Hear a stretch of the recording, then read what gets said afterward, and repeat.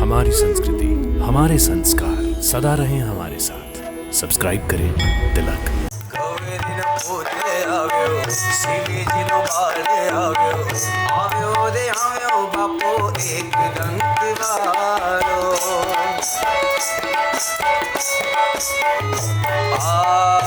तेने पीते बापा करायो लाडू में तो घेरे घेरे बापा तारा घोड़ी लागवाता।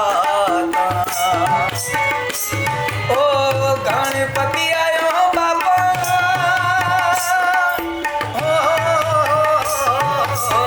गणपति आयो रे बापा रिद्धि सिद्धि लायो।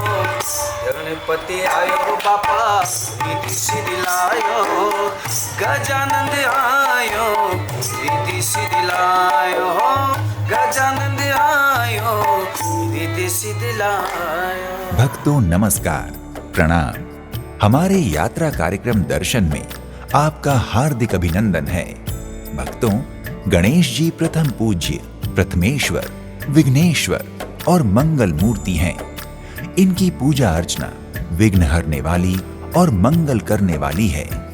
बिना गणेश जी की कृपा के कोई भी मांगलिक कार्य सिद्ध नहीं होता। हमारे देश में गणेश जी की पूजा का विधान आदिकाल से चला आ रहा है। देश में गणेश जी के कई ऐसे प्राचीन मंदिर हैं जिनका इतिहास हजारों वर्ष पुराना है। ऐसा ही एक मंदिर है गुजरात का श्री गणपति दादा मंदिर।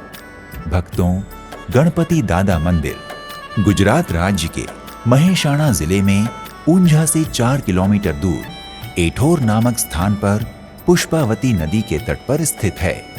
ये एक प्राचीनतम ऐतिहासिक मंदिर है।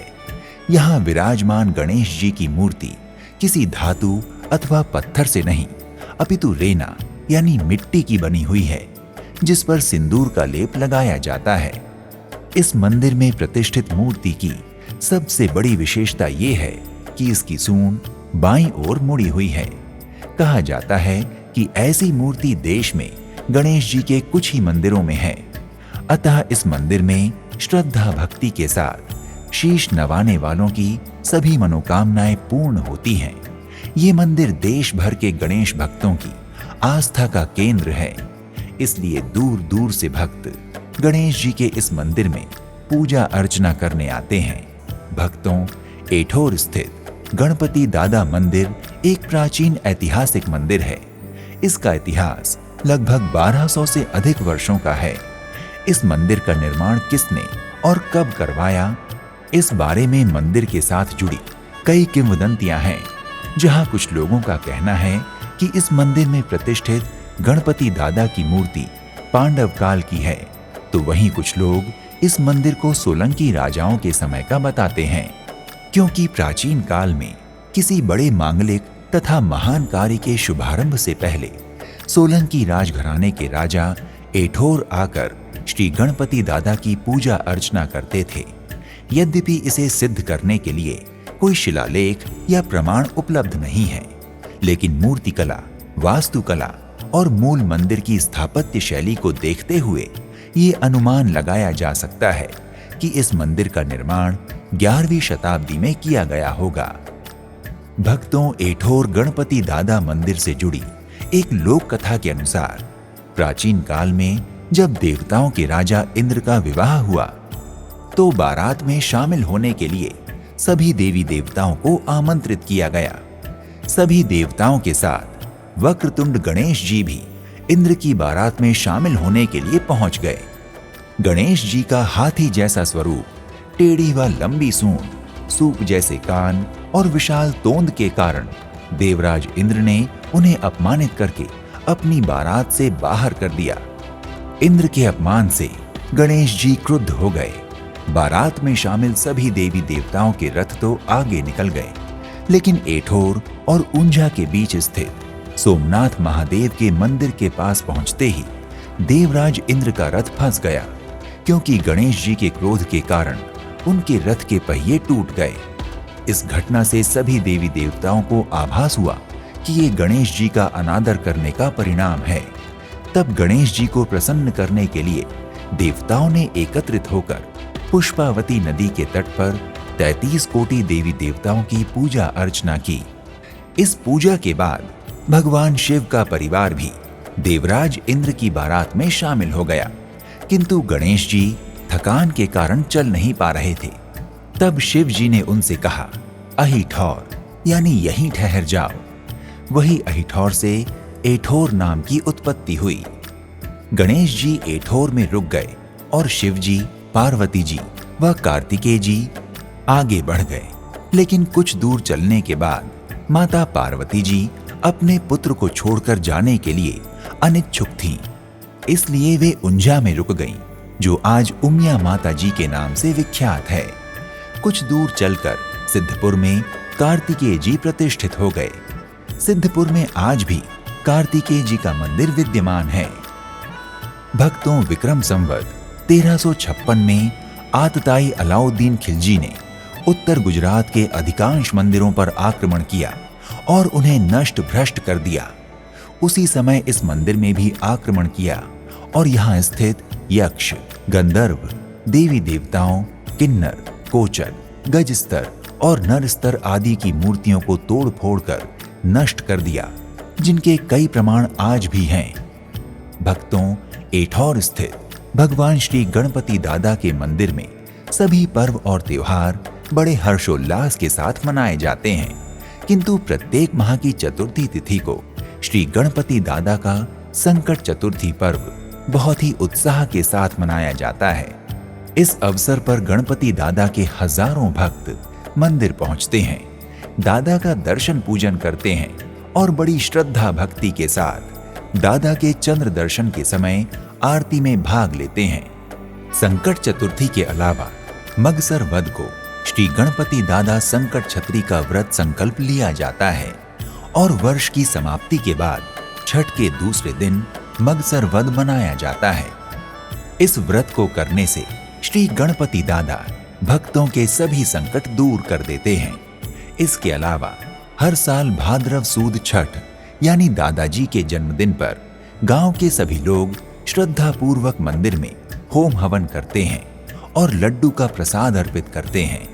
सबसे महत्वपूर्ण बात यह है कि इन तीनों दिनों में किसान और व्यापारी अपनी कृषि और खेती की योजना बनाते हैं। भक्तों, एठौर के श्री गणपति दादा मंदिर के सामने भगवान विष्णु का अति प्राचीन मंदिर है, जिसके विभिन्न भागों पर विभिन्न रूपों में प्रतिष्ठित भगवान विष्णु की मूर्तियां अत्यंत दर्शनीय हैं। ये भगवान विष्णु का ऐतिहासिक मंदिर है। भक्तों, एठौर गणपति दादा मंदिर में गणेश जी की सेवा और पूजा का कार्य प्राचीन समय से ही गांव के गोसाई परिवार के लोग करते आ रहे हैं। भक्तों, एठौर गणपति दादा मंदिर में प्रतिदिन प्रातः, सायं और रात्रि 3 आरतियां होती हैं। प्रथम आरती 6:15 बजे, दूसरी आरती सायं 6:30 बजे और तीसरी तथा अंतिम आरती रात्रि 8:30 बजे होती है। आरती का दृश्य बड़ा मनोहर और विहंगम होता है। विशेषकर सायंकालीन आरती तो भक्तों को भाव विभोर कर देती है। आरती शंखनाद के साथ प्रारंभ होती है। इस दौरान करताल, ढोल, नगाड़े, शंख और घड़ियाल के स्वरों के साथ वेद पाठी ब्राह्मणों द्वारा सस्वर वेद पाठ भक्तों को मंत्र मुग्ध कर देते हैं। आरती के दर्शन के लिए श्रद्धालुओं की बड़ी भारी भीड़ होती है। यहाँ होने वाली आरती मंदिर में उपस्थित यात्रियों, श्रद्धालुओं और भक्तों के रोम रोम को आह्लादित व रोमांचित कर देती है। भक्तों, एठौर गणपति दादा मंदिर की देखरेख और प्रबंधन के लिए विक्रम संवत 2032 में एठौर के ग्रामीणों द्वारा सर्वसम्मति से श्री गणपति दादा मंदिर संस्थान समिति का गठन किया गया। जब से मंदिर समिति का गठन हुआ, तब से इस मंदिर का इतना विकास हुआ कि आज इसकी चर्चा पूरे गुजरात में होती है। मंदिर के विकास कार्य गणपति दादा के भक्तों के सहयोग से पूर्ण होते हैं। भक्तों, एठौर गणपति दादा मंदिर में दर्शन का समय प्रातः 5 बजे से रात्रि 9 बजे तक निर्धारित है, किंतु त्योहारों और उत्सवों के अवसर पर इसमें परिवर्तन होता रहता है। भक्तों, अगर आप एठौर गणपति दादा मंदिर की यात्रा के बारे में विचार कर रहे हैं, तो आप यहाँ की यात्रा किसी भी समय कर सकते हैं। भक्तों, अगर आप एठोर गणपति दादा मंदिर दर्शनार्थ जा रहे हैं और इसके आसपास ठहरने की कोई अच्छी जगह देख रहे हैं, तो महिषाणा शहर में आपको ठहरने के कई विकल्प मिल जाएंगे। यहाँ धर्मशालाओं, अतिथि गृहों के साथ साथ मध्यम स्तरीय और शीर्ष होटल हैं, जहाँ आप अपनी सुविधा और क्षमता अनुसार ठहर सकते हैं। भक्तों, अगर आप एठोर गणपति दादा मंदिर की यात्रा की योजना बना रहे हैं, तो आप वायु, रेल या सड़क मार्ग में से किसी से भी यात्रा करके मंदिर पहुंच सकते हैं। भक्तों, अगर आप एठोर गणपति दादा मंदिर हवाई जहाज से जाना चाहते हैं, तो निकटतम हवाई अड्डा अहमदाबाद है, जहां से एठोर की दूरी लगभग 102 किलोमीटर है। ये हवाई अड्डा दिल्ली, मुंबई, जयपुर और कोलकाता जैसे कई प्रमुख शहरों से वायु मार्ग द्वारा जुड़ा हुआ है। हवाई अड्डे से आप कैब द्वारा एठोर गणपति दादा मंदिर आसानी से पहुंच सकते हैं। भक्तों, अगर आप एठोर गणपति दादा मंदिर यात्रा सड़क मार्ग से करना चाहते हैं, तो ये शहर अच्छी तरह रोड नेटवर्क द्वारा भारत के सभी प्रमुख शहरों से जुड़ा है। बस से यात्रा करने के लिए भी आपके सामने बहुत से विकल्प होते हैं। आप डीलक्स बस, एसी कोच और गुजरात राज्य द्वारा संचालित बसों के माध्यम से एठोर गणपति दादा मंदिर की यात्रा कर सकते हैं। आप चाहें तो निजी वाहन द्वारा भी एठोर गणपति दादा मंदिर पहुंच सकते हैं। भक्तों, अगर आप रेल यात्रा द्वारा एठोर गणपति दादा मंदिर पहुंचना चाहते हैं, तो यहाँ का नजदीकी रेलवे स्टेशन ऊंझा है, जो मात्र 4 किलोमीटर की दूरी पर है। रेलवे स्टेशन से एठोर गणपति दादा मंदिर के लिए बस, टैक्सी तथा ऑटो रिक्शा बड़ी सहजता से उपलब्ध हो जाते हैं। भक्तों, अगर आप एठोर पहुंचकर गणपति दादा का दर्शन पूजन करना चाहते हैं तथा उनका आशीर्वाद प्राप्त करना चाहते हैं, तो अपने बजट, क्षमता और सुविधा अनुसार यात्रा का शुभारंभ कीजिए। तो आज के इस एपिसोड में इतना ही। एक नए धाम की यात्रा में फिर मिलते हैं। नमस्कार, प्रणाम, इति शुभम।